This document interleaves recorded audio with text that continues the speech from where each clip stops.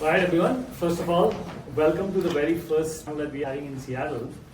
But you had asked me, what is this about? And I do this almost every month now in Bay Area. And the idea is to get product leaders together. Because there are a bunch of forums where people who are early in their career, for meetups, etc., they can go meet other people. But for senior product leaders who've been around for some time, their experience, there are very few where they can come together and meet their peers. And so the way we do this is we have the first happy hour for people to just get to know each other. Then we do a fireside chat panel where we pick a topic which is of interest to generally everyone in the community. And we invite a few people who are panel members, as in they have some hands-on expertise, but oftentimes our audience also ends up including a lot of people who themselves are pretty deep in the area. And so after almost at about half of the panel time, we reserve for just having an open conversation across the panel. And then we have 30-40 minutes towards the end of the session for people to get to know each other, continue the conversation from the panel, etc. So that's basically how the day is structured. I think we'll start essentially with a round of introductions. So I'll let each kind of panel member introduce themselves. And then I'll tell you a little bit about myself, and some of you asked about my company, so I'll tell you about what Chisel does as well. Hi, I'm Meghal. I'm at Truveta, as the picture says. At Truveta, my team owns the whole analytics part of the software. And I'll just do a quick background. Before I started Microsoft, it seems like a lot of people here, they did. And then from Microsoft, I went to did a startup of my own. Then went to Tableau, and then I was at a video streaming company called Nokia before joining Truveta. So that's kind of like my brief journey. And I will get to the AI part of, but at Truveta, from where the data comes in from our systems into the analytics piece, we have AI infused in a bunch of different places. But as I was talking to a few of you, it seems like you guys might be more of an expert in the AI piece than I am.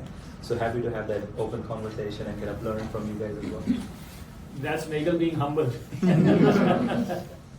By the way, Meghal, so Truveta, I think some of you know, but some of you may not know that it was founded by Terry Manson, who used to be at Microsoft running Windows and Xbox.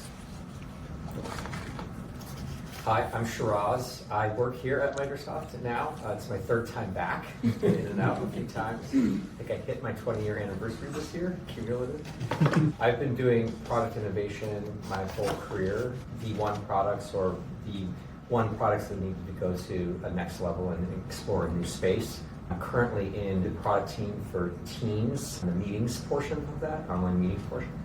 We've been doing a lot of AI in that space, so it's very exciting. I was at a startup before I came to this latest role. I was the head of product for OfferUp, which is a peer-to-peer resale goods marketplace that was founded here in Seattle, all focused on creating exciting, magical experiences for end users. This has been my focus, and how do we take the technology and make it something that really solves real problems for people.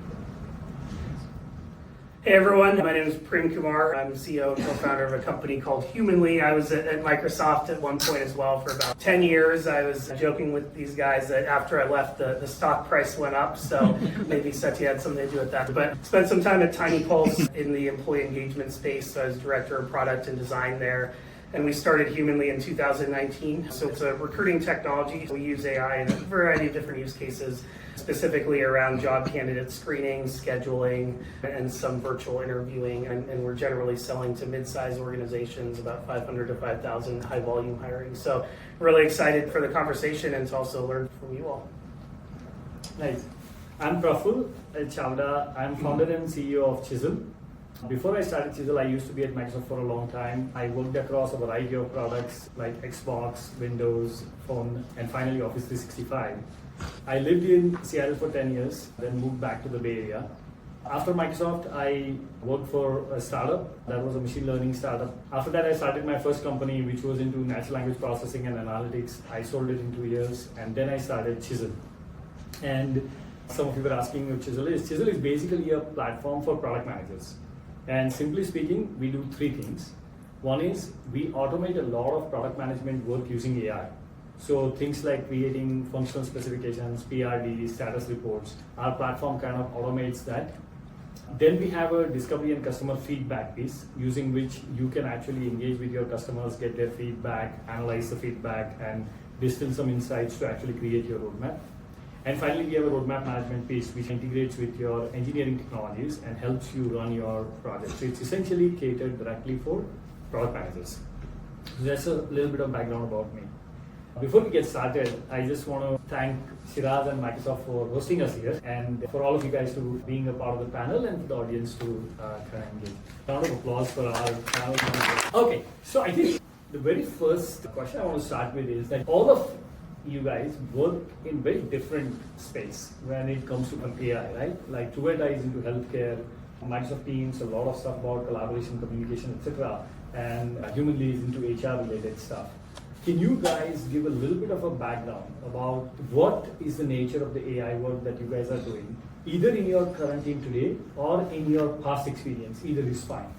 So the key thing we do is we work with like 30 plus member health systems like Providence and Northwell, and they give us the structured and unstructured data, and we bring it in, we identify it and make it available for research for like pharma companies and device companies and such. So the nature of AI is very diverse across the flow of data. At the very front, when the data comes in, there's a lot of, in the past we would do like syntactical normalization, semantic normalization, and you would do it based on just writing a bunch of code and handling conditions. But with AI, the game has completely changed. With large language models, we don't have to keep adding conditions after conditions. If that was the case, Truveta would not exist, because as a bunch of you might know, working in the health space, Epic and Cerner are the two big companies, but each company has their own custom installation of Epic. So everyone has a different way of capturing data. To the smallest things, like one health system might have first name, last name is one in one column, another might have first name, last name in different columns. And so all that normalization, syntactical, and then there's semantic normalization. Like, can you have a male person who was pregnant? Well, no, but sometimes the data is not clean and it comes in. There are a bunch of times where somebody's A1C level reading is like 100, and like, well, that's clearly not the A1C reading, it's the glucose level reading. So there's all this semantic normalization that needs to happen. And in the past, like, a lot of humans would do the work, but now with AI, we can train large language models to do this kind of syntactical and semantic normalization. And then even more interesting is the unstructured data. Like, most of the time when you go to a doctor, the nurse might fill out 5-10 fields about you, which we call the structured data anyways, but most of the other information is captured as doctor's notes, nurse notes.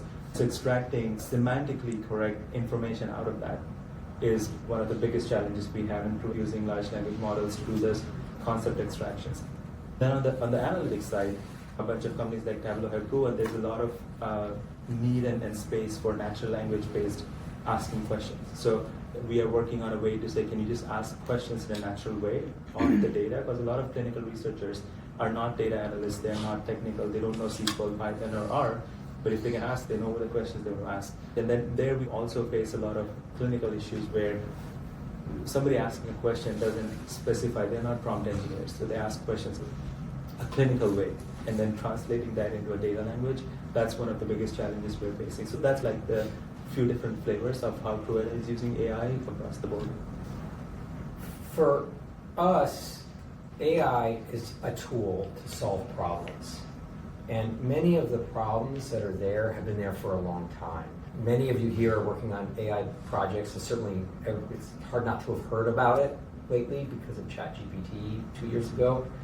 The problems remain the same, but actually AI has been around for a very long time. We actually first started using AI many years ago to do simple things like just text to speech or speech to text. Can I capture what people are saying in a transcript so I can use it later? Or can I show captions on screen so that someone who maybe is hard of hearing can participate and we can include more people in the meeting? We use AI to replace the background. How do we do that? Well, we've got to figure out the cutout of the person so we can replace that. All of these different elements of AI for understanding what people are saying, enhancing the experience. And so what's happened today is that the level of ability for AI to process what humans do has had a leapfrog in capability with these what's called large language models, many of you know. So what we're doing is we're saying, what are the same problems that we've had for a long time? And so we look at those same problems and how can AI reduce the friction or increase the speed to solving for end users to solve those problems, for people and organizations to solve those problems. And so we're applying it in many different scenarios across the company. We call it Copilot in Microsoft, and it's based on the OpenAI technology. As it progresses, that's the primary thing we're trying to do, is find ways to solve those things much more easily. Yeah, no, I look at AI similarly as a solution. With most technology solutions, they can make things happen faster, more efficiently, at a higher quality. They can also make bad things happen faster, more efficiently, and at a higher quality of bad. And that is certainly in recruiting, it's very much traditionally human driven. So I think knowing where to apply and where not to apply certain solutions, and starting with the kind of people and process stuff, is important. Specifically, how we use AI and ML. So in the high volume hiring space, many of these jobs are getting thousands of candidates. 90% of them are ignored, or they get a short little rejection email. The 10% that are a good fit have to wait a week to talk to a human. And what we're finding is, instead of focusing on screening people out, you give them an information through like conversational AI, Q&A, let them screen themselves in, talk to everyone, and then we use matching technology to provide the fit where you're actually spending the human time on those. It's also good for candidate experience if you talk to everyone. There's companies like Virgin Media that lose $6 million a year because candidates that have a bad experience can go to a competitor. So how do we allow you to talk to everyone? And I'll end by saying, if I were to tell our head of marketing drive 1 million eyeballs to our website, but our sales team is super busy, so we can only talk to 10% of people that want to buy our product, that would be a failure. You're only able right now to talk to a few people that actually are out of the thousands of people that are interested in your employer brand. So we use it to help scale touch and do things like matching and have two-way conversations. There's another thing too that we do. So we all talked about products that we're doing for people, but we also use AI internally to help accelerate our ability to make products, whether that's to help write code or to help write automation. Sometimes there's drudgery tasks in coding, right? So that's been something helpful to speed our own productivity within the company. Yeah, I think it makes sense. So for Chisel, in Chisel, we are using AI in, broadly speaking, 3 categories. One is creation of documents, whether it is specs, whether it is status reports. And so that's classic use case for Gen AI. You're using the data which is in your system, and using that system, you're creating these kind of documents. The second area where we use AI is a little bit of predictive technology. So for instance, like, how do we scan your workspace, and we know that what are the anomalies? If the feature is slipping past the scheduled date, or if dependencies are broken, how do you detect, how do you alert the PM so that they can take the next action? And then the third area where we use AI and machine learning is about classifying and tagging. So often our customers collect voluminous feedback, and in the past, if you had 5,000 tickets of feedback coming in, there is no way a PM can actually go through all these feedback tickets by themselves. So we use AI to automatically classify these feedback tickets in different categories and then apply those labels. For instance, if you're talking about a bank and you have 500 tickets, 5,000 tickets, from which 500 are about bill pay. And if we tag everything accordingly, opening an account statement versus bill pay, then a bill pay PM can take those tickets and then start to synthesize. So those are, largely speaking, the 3 categories of spaces where we use AI. Now, you guys give some really good examples of where the AI is used. Getting to the heart of the topic today, if you reflect back on the products that you have built in the past, which were not AI based, and you compare that experience with your experience of building an AI product, what is the key learning out of that? Like, what has changed? Some things may have remained same, and some things may have actually fundamentally changed in terms of how you think about this, right? And if you look at the life cycle of the problem, like, let's say if you look at the whole cycle of right from customer discovery, collecting feedback, etc., then you think about how you prioritize or decide what to build, and then you execute on that. What has changed in that cycle? I'll take that one first. I think there's 2 parts to that answer. One is AI, of course, has enabled things we could never do before.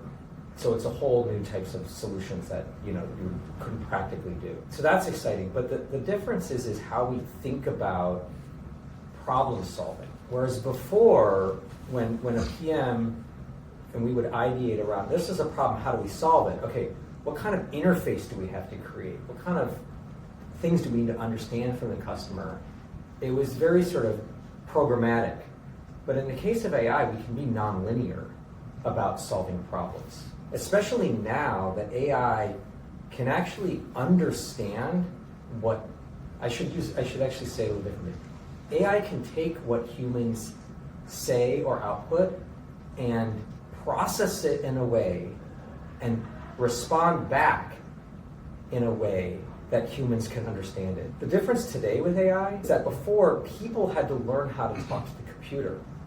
But today, the computer can understand what the humans naturally say. And anyone can ask one of these, I'm trying to do X, in their own words. English may not even be their first language. You could type in, misspell half the words. Magically, it figures out what you mean and then gives back an answer that's what you were hoping to get back, which is unbelievable. And so when that's possible, it's transformed the way we need to think about the way we solve these problems. Because now there's a burden that's easier because I don't need to train the user on how to do that kind of thing. It's safe to learn on the computer.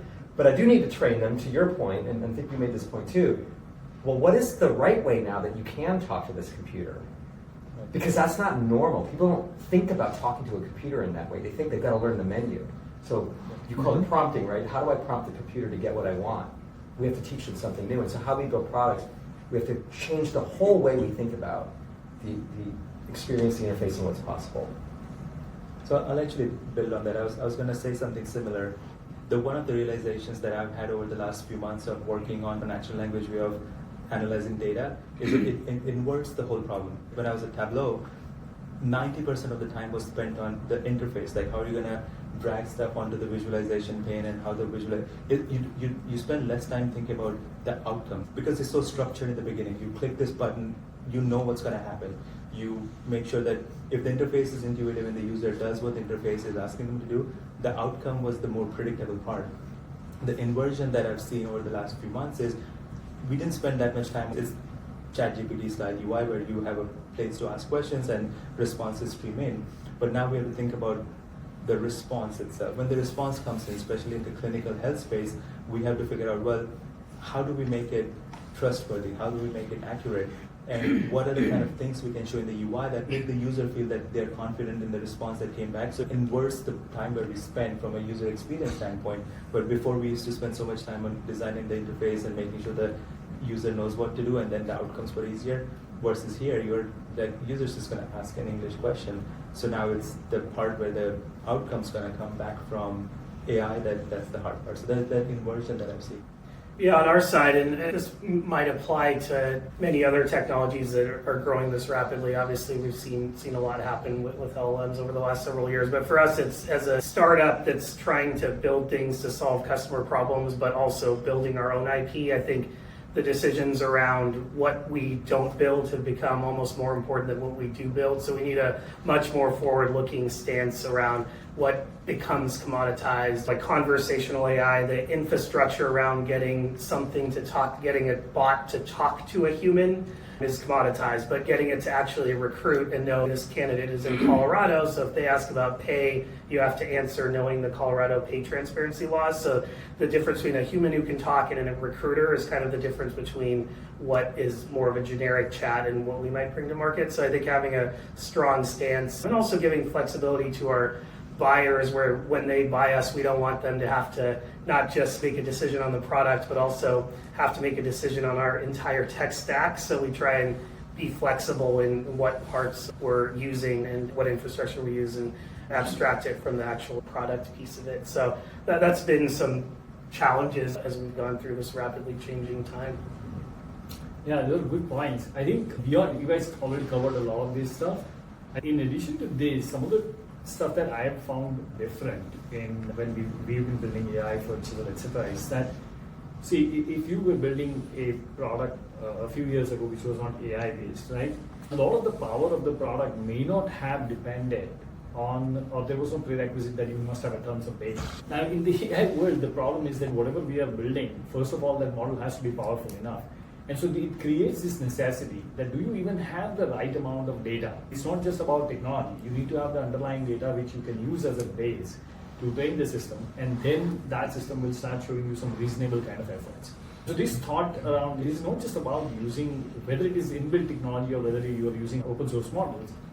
It becomes more about, do you even have the data to power that? And is that data coming from within your company or is it coming from outside? Right? Is it public domain data or is it proprietary data? How are you going to keep them different? So that's one of the that I've found to be different. And in terms of challenges, which I'll come back to you guys because I want to hear some of the challenges. One of the challenges that we have faced that we haven't traditionally faced to that level in non-AI products is it comes down to the data part. How do you create enough amount of even test data? Let's say that if you don't have real data, right, how do you create synthetic data? How do you use that data to actually test your own model and build confidence around that? And the second part is about the sensitivity. Today, for example, we go and sell Chisel. It's surprisingly enough, we have to make a lot of kind of effort in terms of conveying the value prop that you can create a PRD document immediately that people understand. So I was spending 3 days on this.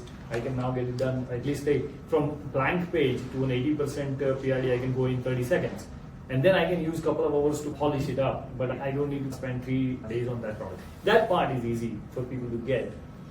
I think the interesting part becomes where, especially as you go enterprise, upmarket, and in larger organizations, the sensitivity around data increases. What data are you keeping inside? What data are you sending outside the domain? Is my data going to be used for something else? And so that creates a different level of approach to make customers comfortable about how are we treating their data and the privacy, the security around that data. So similarly, I'm sure you know, like if you were to think about some unique challenges that you experienced because it was an AI product, what comes to your mind? One thing for us is being a startup in a fairly nascent space, buyer trust is very much a big deal. About 83% of people want to use AI, but 26% of people trust it, according to Tideo, and that's very similar to when I saw cloud coming out. Everyone wants it, but they don't quite know how it works and if they can trust it. So I think as a startup, the curve is even higher because we're a 33-person company, right? So that's been a challenge, and some ways to combat that. We'll get a third-party AI governance audit. We use Microsoft's responsible AI framework. There's ways of overcoming that, but that's definitely doing something new, especially when you're in some ways replacing things that people hold on to is very human driven. Getting that user trust is certainly challenging. I mean, the trust, of course, it's from a healthcare perspective, it's innately, healthcare industry is very bad about, doctors, any humans, when something like AI comes around, not even AI, actually technology, one of the key things we hear from our customers and our health systems that, when Google came around, doctors just hated it because everyone came to them saying, I Googled this and this is what you told me. I think there's a lot of distrust, and AI is especially not trusted in the healthcare space because people have used ChatGPT. They know how much hallucination can happen. Trust is definitely one of the big things. But then there's also an adjacent problem that we have faced is this. It goes back to the inversion that I talked about. From a product manager standpoint, there's a loss of control in terms of you don't know what's going to come out when somebody asks a particular question. There's no more boundaries around your product. In the past, there were boundaries. Even for something like SQL, you knew that there's a specific set of syntax and keywords that can be used, and when that's used in the right way, what's the outcome going to be? One of the key challenges I've seen for me and my team from a product management standpoint is to tell our engineering team, what are we looking for? What is the requirements? Writing requirements for something like a GPT model is very hard. We jokingly use this question, like what if somebody just comes to Truveta and asks, give me brownie recipe? There are a bunch of different ways to handle that. One way would be like, sorry, I don't do that. But you can also say, well, while I don't know how to make brownies, I can tell you the health effects, bad effects of eating brownies. But the loss of control of what the people can ask and what the outcomes could be makes it very challenging for both product managers and the customers. I'll stick with the theme, but take a different tact on it. Everything you said is similar to what I've seen. Have you ever had a conversation with a group of people and you all go away and then you ask the individuals, well, what happened in that conversation? You get different answers from every person. But if you ask the computer to give you an answer for something, you expect the same answer every single time because that's the way the computers are supposed to work. And AI does not work that way. It's unpredictable. It's a challenge because, one, we have to teach people that this is not going to always be right. We have to re-emphasize that because some people just trust it like they trust Google or they trust ChatGPT, and they shouldn't. So we have to remind them that so they have to trust that. The other part is, because it's unpredictable, we have a lot of work to do to tune that, to find ways to make it not hallucinate and make up information, to get to the heart of what you really are asking it for, because it can be as unpredictable without tuning as the questions that it's going to get from a human being. And for people to trust it, to use it on a regular basis because they're getting value out of it, they both have to understand what they can't use, and they have to be able to rely on they'll get an answer that's good enough of the time that it's saving them time. That's a great point. So we talked a bunch about elements like product, strategy, data, etc. My last question for the panel, let me open up to everyone. If you look at the human side of it, team, internal team, have you seen any interesting difference or challenge when you are building AI products versus the previous non-AI products in terms of how the team is managed, whether it is recruiting talent or whether it is aligning the team to execute towards the same goals, etc.? Any interesting things you've noticed over there? My customer success team is freaked out, for sure. It goes back to the unpredictability of what's going to come out. Support and customer success, they're used to predictability. When something doesn't behave the way it should behave, it's a bug. It's a problem that they need to fix. But with AI, it's by design that it's not going to be predictable. There's a lot of work internally we do to make sure it's correct. But as we're shipping something that's more end-user facing, my customer success is like, what do I do when people come back and say this prompt did not give the right answer? That's one big thing we've seen from a team dynamic standpoint. Usually there's a healthy tension between customer success and product. Product wants to ship as fast as possible. Customer success and support are like, well, if you ship it in this quality, it's going to make our lives hard. That has been amplified a lot. That was one dynamic I did not foresee. The makeup of the team has changed significantly with AI, and what skills people need. Obviously, they need to understand AI, but I'll talk about that in a second. We now have data scientists in the room that we didn't have before, and as deep a way and as frequently as we may have, maybe one or two features in the data science. Now it's all data science, or engineers that need to understand how to manipulate AI and tune it and get back responses and tune the responses. So the makeup of who's involved in the process has shifted. What's also shifted is before, you could figure out what problem you're solving, you could write a solution for that, requirements, design that solution, go and build that, you work collaboratively with designers and engineers. Now with AI, there's certain types of AI where that still is similar process. Like when we're doing video AI and cutting people out and trying to do virtual backgrounds and fun stuff like that, that's great. But when I'm trying to build a product where the AI is responding to the human, all the way to the beginning, to figure out, well, the requirements shift based on what you can actually do. And so I lead a team of product managers. All of them have to learn how to experiment with the AI. Because it's unpredictable, they have to say, if I ask these kinds of questions, this works. If I ask these kinds of questions, it doesn't. So we need to avoid those. Okay, that requirement isn't going to work with this version of the model. Maybe in the 6 months from now, a new model. So all of that, you can't just design it and then hand it off and engineers are going to go, okay, I need to make the AI model do that. It doesn't work that way. You have to experiment up front to figure out what it can do. And then that's the product you go and build and ship. And so it's inverted the way you even think about conceptualizing the product and designing it. Yeah, I think because of all the variability and permutations, it's also allowed us to invite our customers into the design process a little more in the collaboration process. It's caused our customer success team to become more prescriptive and a little less reactive. So things like quarterly business reviews and pulling data is much easier a part of their job now. So can they become experts in the possibility, not become experts in a specific solution, which has been changed how we hire. So we might hire salespeople or customer success folks that have recruiting backgrounds because we want them to be able to be prescriptive to the buyer, who are generally recruiters, versus just more of a general customer success experience. Yeah, those are all really good points. I think the only other thing I would mention is that, I remember in many of my previous products, no matter what product we are working on, there is some part of the team which is unhappy, thinking that they are not working on the coolest stuff. And that will create a bunch of morale issues and a series of one-on-ones, and I'm sure you guys have gone through that. One of the things that has gotten easier is that when you're building a bunch of AI products, the people who are working on that are more enthusiastic about it, their morale is high, and they take a lot of initiative. Because they want to do something cool, they have a lot of tools available now to do something cool.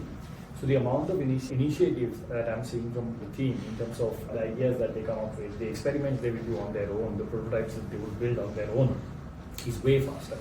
And the morale is much higher. So I think on the positive side, it has actually made some of the stuff. Now I don't know, at some point, this would become commodity, right? Everyone would be working on this, and then maybe this is short term, but at least for now, it's had a pretty positive impact on the team side. So actually, one more thing to add to that I'm noticing is that AI, especially all this natural language type interfaces, are forcing more people in the team to be closer to what the customer is doing. And in the past, for example, if what I was building an analytics product, the person in the backend team, they just need to know how the SQL query is going to execute. Mm-hmm. They don't care what the customer is trying to do, but now there's an actual question, a prompt coming from an actual user, and we need to figure out how we're going to answer that. So through the whole stack, I've seen more people being more aware of what customers, what kind of questions people want to ask off of your product, and I think that's a positive as well. Yeah, absolutely. So I want to open it up for the audience. If you have any question that comes to your mind for any of the panel members or in general for the room, then you're welcome to ask now. Or alternately, if you have something interesting to share where you feel like you're working on something cool that may not have been covered today, or you have some learnings about challenges or something unique that you've been facing which hasn't been covered, we would love to hear it, and the rest of the audience would too. So I have a question.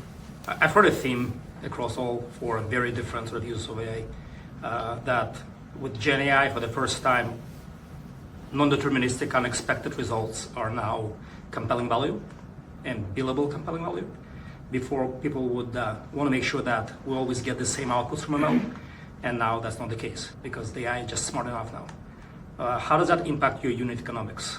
Because you all have 4 different businesses trying to build on AI customer-facing experiences, and you don't know how many times it's going to get called before the customer is happy. Yeah, there's certainly a lot, and this won't be like a specific answer. Generally speaking, there's a lot more experimentation we do, so like more R&D efforts than maybe normal at our stage to write off because you don't know if it's going to get you the ROI you want necessarily. And we do rely in good ways on third parties like Azure OpenAI, and the whole like gross margin calculation changes a little bit. So how much we're spending on infrastructure, because infrastructure is now much more powerful than just servers and storage. Our investors and many of these VCs right now are taking bets on the future in ways where we don't have as high of a threshold to have perfect unit economics on everything we do right now. Yeah, exactly. Yeah, I think our story is very similar because we are also a startup at early stage, and our focus right now is not on unit economics. Our focus is customer adoption. Are we giving enough value to the customer, and is the customer happy with it? A lot of times, it's funny enough that when we are doing pricing proposals, even the customer knows, because they are also building similar products, and they also have similar questions on how to build their customers. And so a lot of times, this pricing conversation ends up becoming a really interesting conversation, where they'll be like, Praful, how are you going to charge this? Because I know I'm building similar things, and I don't know how to charge for this. See, the cost part is something which is more deterministic. We can get a handle around that. We can say for PRD creation or for feedback ticket analysis and synthesis, these many calls are made and this is how much it's going to cost us. But if you're trying to figure out whether there is money to be made over here, it becomes about how much you're pricing, right? Charge. I was just saying, aren't unit economics sort of part of your PRD now? How much the market will pay you, so this is the price you can charge, and it's part of your requirements to your engineering team that, hey, like I can't have unit economics beyond a certain point. I think how much the market is willing to pay, that is still being determined. We are at early stage enough that, it's difficult for us to today. It's not settled science. Ultimately, the customer problem is the customer problem. Whatever value they're going to get out of it need not necessarily be related to AI. Here's what I need to do. Here's the benefit I'm going to get. So I can pay you X amount, regardless of how you solve the problem. Yeah, I think the tricky part, and you kind of alluded to this in your question, is what's the unit? Yes. Yeah. Yes. It's AI, right? For some applications of AI, we're very clear on the unit. We know how much it costs to run a model that cuts out a background and does X or gives you a specific certain type of answer, and we can model that across X number of uses. But in other cases, are they going to ask one question or are they going to ask 50 questions? Right. I don't know. And so we're learning that. And every use of AI is expensive. Even the cheapest models add up very quickly. And so there's a lot we're learning on the usage patterns. And so this large scale, subscription-based throttled usage, OpenAI, Microsoft, Copilot, that's how they manage the cost. But when you're smaller, when you Truveta, you Chisel, how do you get in front of them running into bankruptcy? So that, By opening up the LLM Pandora's. yeah, and especially if you're building on OpenAI, then one thing we worry about is it just will take a second for customers to figure out this is just OpenAI behind. I can why pay for this? I can just use this. So, but that's not the main problem is assigning value to the user, right? To your point, we can say we'll charge X amount of dollars for 1,000 prompts, but based on the prompt, somebody can answer the same question with like a very nicely crafted one prompt versus somebody can need to ask 5 questions before they get what the value the user is getting out of it becomes much harder to pin down. So, and then the unit economics translating that the COGS side of things and what you're going to bill the customer. And then at Truveta, we have 3 entirely different models of cost and how we charge the customer. The first part, where we are doing all the normalization piece, is just cost of doing business. The second bucket is somebody comes and says, I want a very specific type of concepts extracted from notes, from clinical notes, like let's say cancer staging. Then we can say, well, on that one we can put a value saying, oh, you want breast cancer staging information, then we'll charge you by the number of concepts that we extract and the number of patients that we find for this, what you're asking for. So that's easier as well. Now, when you come to the front end where we're the prompt phase, like people are just asking questions, we're still trying to figure out what's the value to the user and how we charge for it. I think it still goes down to value. If you yourself are not adding value on top of it to change the customer's business and the impact on it, then you can write 1,000 prompts to get to the solution. But that's not the customer's problem, that's your problem. You're right, but then pinning what the value customer is getting out is hard to measure, right? Like, oh, totally. Yeah. This is just a tool. But in the end, you're going to solve a problem. You're going to take away 2 hours from somebody's day and make it easier. What is the cost of that 2 hours? Exactly. In the call center world, for example, one of the things that I think as a product manager, my approach was first of all to understand for each of our customers, we had that data, what is the length of the call, how much time, what are the type of conversations, and started from there. Once I understood I started to understand what is the ballpark. And then also in addition to that, I remember that one of the debates I had with my CEO was, hey, these models are pretty expensive right now. But what I told him is actually the speech to text right now is the most expensive part, but all of the OpenAI, for example, so you kind of get to the most reduction you can do in the pricing, plus you already know upfront what's going to be the length of the conversations in average, then you know how you're going to cut that ROI for yourself. Also, on the other hand, for the customer, specifically one thing that we found out is that agents are doing not so good jobs in summarizing because they try to listen, they're trying to type once to do it. Other agents don't understand what they wrote.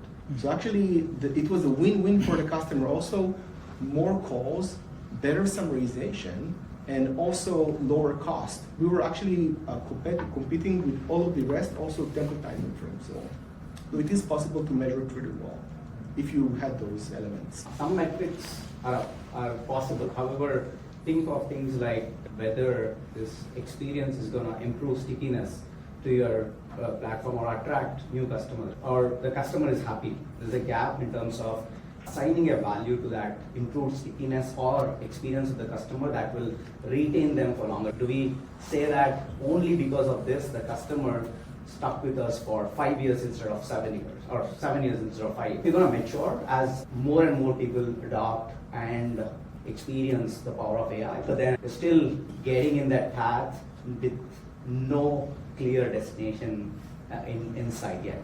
I had a question for Prem Kumar. You mentioned earlier about if somebody from Colorado is applying, and then you've got to know all about Colorado and salary and how transparent you have to be, how much time you're spending on understanding or needing to understand the different ways that people communicate across different industries. Because like I'm focused on an industry, the construction industry, Yep. and I know I run into a lot of issues with, you know, just the language, like not trusting the AI because it's not really speaking like I speak, right? Yep. And so if you're trying to address human resources and recruiting and stuff across so many different industries, how much time you're spending on making sure that the language that comes out Yep. of these models is resonating with the people, and not just from a compliance perspective, Yep. but also just from a human perspective.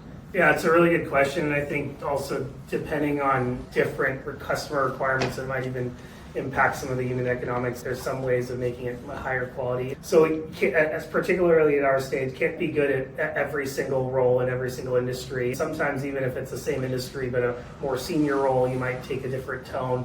So generally there's a few different layers for how our chatbot gets its answers and some of our competitors and produces the results. So in many cases, while customers love ChatGPT and they want natural language, about 90% of the stuff that's done through our chatbot, customers actually get a better response if it's just rule-based. If you're a construction worker on mobile, you don't want to type a bunch of stuff, you might just want to press a button. Knowing when to apply natural language and when not to. And then when you're applying natural language, we have a lot of data per industry to say, hey, here's the most common questions.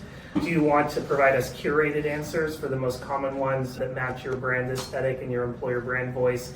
Then if no answer has a high enough accuracy, the next level is going to, a customer might provide us links to their career site, their employee handbook, so you also get that in the language that they're speaking in. And then if all else fails and it's a more random question like why is the sky blue, then we might go to an LLM. And from a unit economics standpoint, depending on how much the customer is paying us and how much they care about quality and price, we might pick a different LLM to answer this question than we do for this other question that they ask next, depending on how important quality is, if it's a compliance scenario or not. And you're tracking all of like the usage and reaction to all of those at the same time.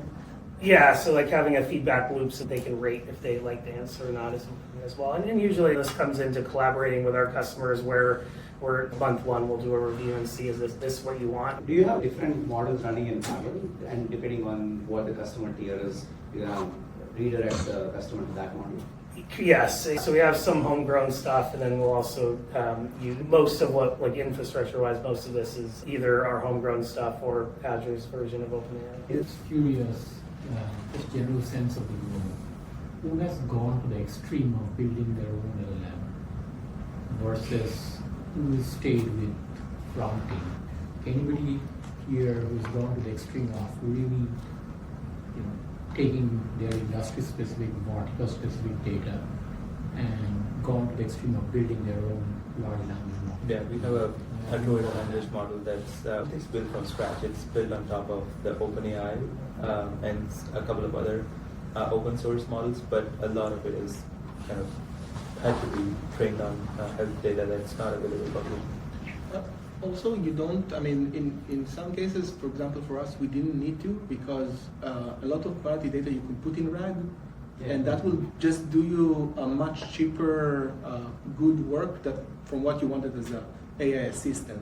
Yeah, I agree. But in this case, for example, the medical term, like, yeah, absolutely.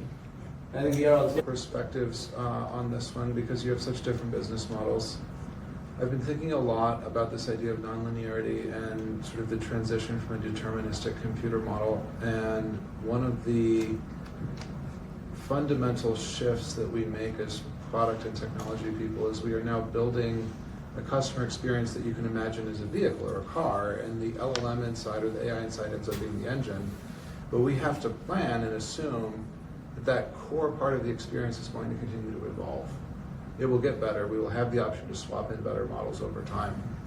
And we should expect not linear progress, but nonlinear progress on that front. How do you as founders, how do you as product leaders think about building with the grain of that evolution in model capability? We're kind of landing on this really hard thing, the whole agentic framework piece. So we started a year ago we were trying to build one monolithic model that would answer all this bunch of different questions. And then, RAG came around and we started using RAG. It made it a little bit better. But what we've noticed is this agentic framework seems to be kind of the sweet spot of like smaller models working together. So now we know that if, say, because we have like 6 or 7 different agents working together and answering a particular question, if something better comes along in one of the domains, we can easily swap out that smaller agent that we have versus trying to figure out retraining a bigger model. Or then, and when there's one big model, you have to think about hallucinations and drift and all those things. When you have smaller individual models, you don't have to worry about swapping one out with a newer, better thing. That's been one thing that I think is helping us right now. And in our case, for us, we take a similar decision, but not for that criteria, which is improvement in efficiency or something. I think our higher order bit that time was that we had seen that some customers have preference for certain models. Some customers like Azure AI's privacy policy. So they would want us to leverage that versus something else. And so we felt we should have a federated model where for something like this, we don't lose a deal. It's like we can send to Azure AI or we can send somewhere else if the customer really has. And we build an abstraction layer on top of that, basically. So, but the same principle can be like, to your point, in future, the same principle can be applied for swapping for efficiency or even cost. The way, Shiraz, you were talking about multiple conferencing software, one better than the other in features. And let's say you have 90% accuracy in terms of absolutely blocking the background and using it. So, but where do you guys draw that line and, this is sufficient for me because crossing that will be disastrous from a cost perspective? The higher order bit for us being an early stage startup has not yet been costed. Right? So far, the higher order bit has been the product market fit for the kind of stuff that we are selling in terms of the AI capability. We have 4 or 5 completely different use cases, and some of them resonate way better than others, and that changes from customer to customer. We are a little bit farther from that place where we have enough data and enough market feedback to say that yes, we know what's a reasonable line to stay within. Yeah, I know that there's some of these things we're doing are quite expensive, but we're playing the long game to create products and experiences that people really want. And we're betting, which we're already seeing, getting cheaper to do those things. I'll also give a different example to your question as well, which is very early on, 2 years ago when we first started working with this technology, we were creating this co-pilot for meetings that could take the conversation and could ask questions about the conversation people were having. And when we started, the amount of conversation could handle, the context window, was quite small. I could only put about 10 or 15 minutes of an hour-long meeting into it. I manually copy-pasted the transcript and started playing with it to see it would work. And so then we started saying, okay, are we going to go down the rabbit hole of now I have to chop up this conversation, run it 4 different times, 3, 4, 5 different times, and get it to output? Well, that not only is it potentially expensive from a model and you're running 4 different times, but it actually was also expensive in terms of we had to do the engineering work to chop it up, get it to run, then synthesize it back together. And pretty early on, we figured out that was going to get better on its own, so we abandoned the chop-up effort. And we just said, okay, right now while we're playing with this and testing out, it's going to be a little short and truncated, but within a few months, that context window is going to open up and we'll be fine. We can handle an hour-long meeting. And so sort of making a little bit of that, and now it's very clear, we were all seeing the rapid advancement of these models. So really trying to skate to where the puck is going is part of the calculus that we're doing when we're developing and designing. Yeah, I still see limitations today, even in the agent world, where start asking questions the assistant, after I think like 20 back and forth, it will not remember if you're gonna talk about the first topic. Yes, this is the tool that it forget because it can't handle it. But again, that's the thing that you have to make a decision on. Am I going to design around it so I can bring a product to market faster, right? Or I'm going to say, okay, that's going to get fixed soon enough that I don't have to expend that engineering and data science resources and energy and bandwidth to solve that, because the new model will just kind of handle that. And you have to kind of figure that out for everything.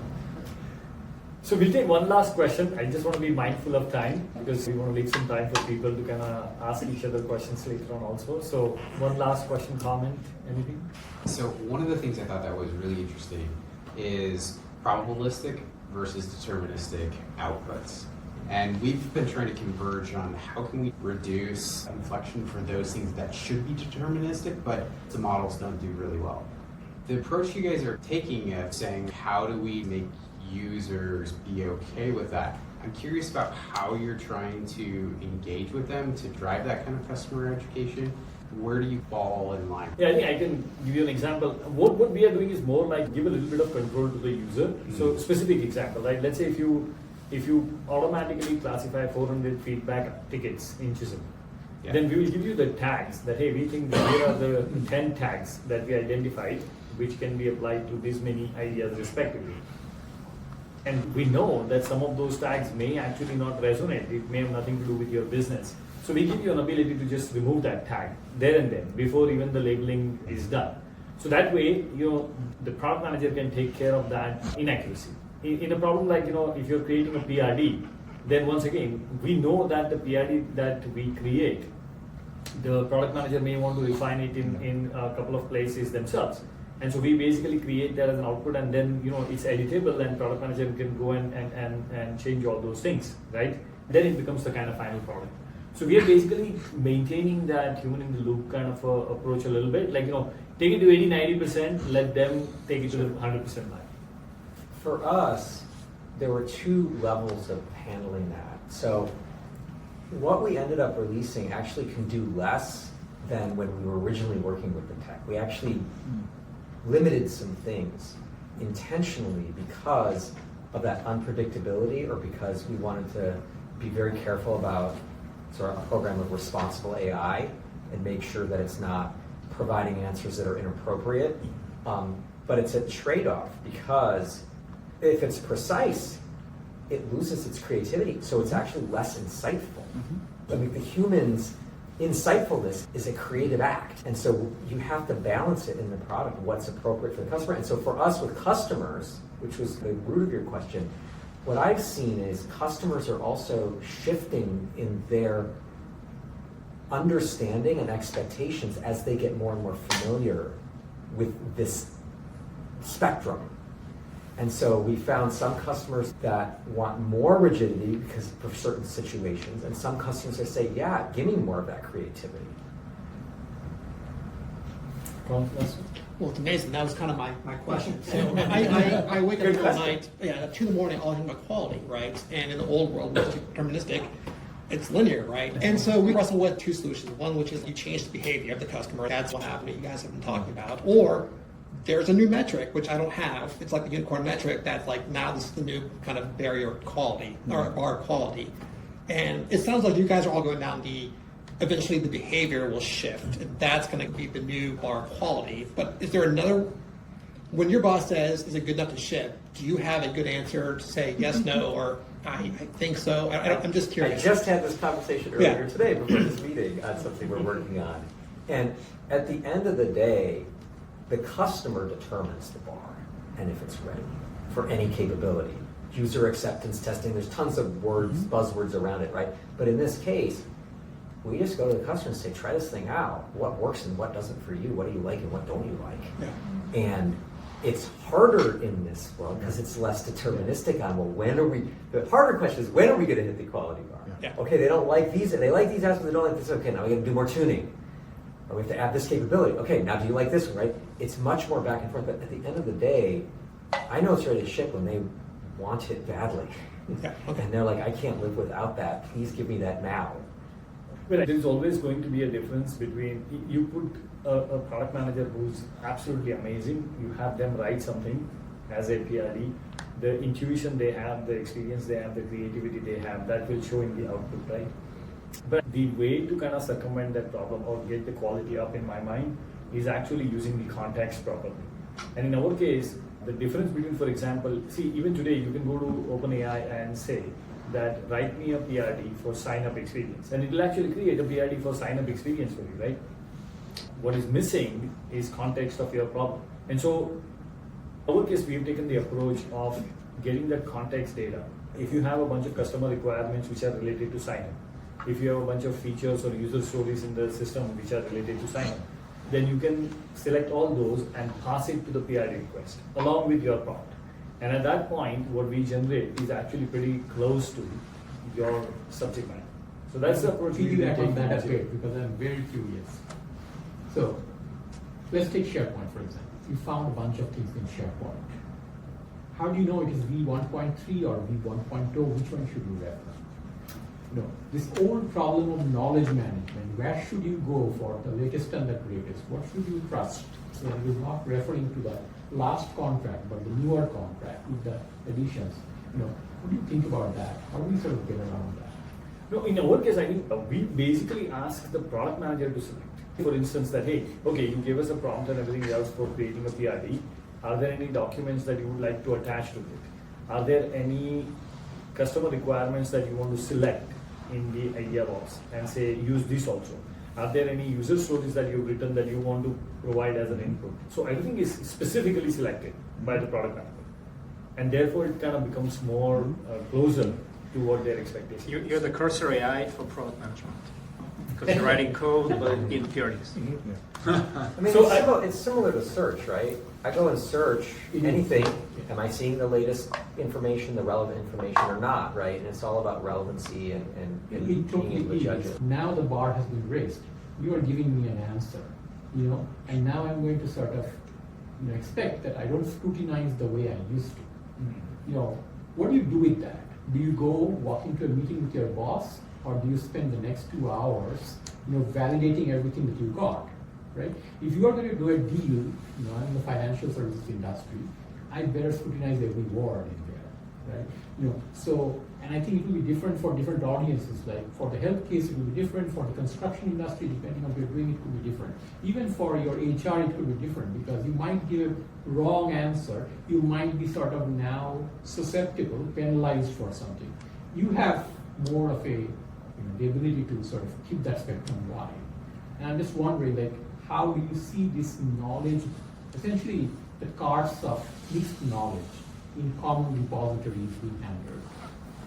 So one thing that's been a positive revelation as we talk to more customers and they've been using our product is that with people using ChatGPT and all those things, they are kind of getting more used to a level of incorrectness or an expectation that this is not going to give me the finished product. It's going to give me 80-90% of what I need, and then I need to do something with it. And that acceptance, if I was trying to ship what I'm shipping today, 2 years ago, people would be like, this is bullshit, I'm not going to use it. But now, because people have used ChatGPT and OpenAI and a bunch of other, like Microsoft Copilot, they expect that, if you're going to ask a clinical question, you're going to give me 80-90% of what I need, but I need to make sure it's correct. I'm not going to take your output and publish it in a medical journal. That expectation is actually helping us to be not as kind of conservative when it comes to shipping this generative type product. I mean, actually, to your question and to your question, we have two different types of models. One, when we're doing mapping and of concepts of like what did the doctor say in his notes and what clinical concept it maps to, even human, they're all these terminologists, Right. they have an acceptable level of error. Right? And what we have done on those models is like, are we doing better than humans? Yeah. So that's a very good question to ask. Like, is this model doing better than a human being would do? If the answer is yes by a comfortable margin, then you don't have to worry about it. It's gonna be accepted. But on the other side, where like it's generating a document, it's gonna be so subjective. So guys, this has been a really good conversation. I think just to be respectful of time, I want to wrap up the panel here. Have some more food, drinks, and you can mingle. But please first join me in giving a big hand to our panel members. And for all of you to contributing to the event.